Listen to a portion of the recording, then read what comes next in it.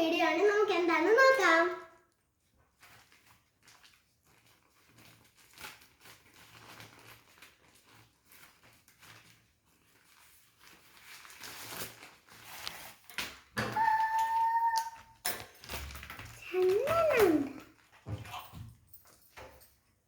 നമുക്കിതൊന്ന് വരച്ച് നോക്കാം.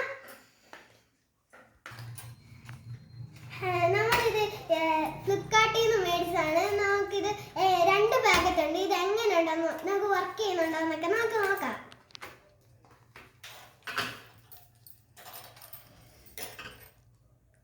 നല്ല വർക്കിംഗ് ആണ് കൂട്ടുകാരെ.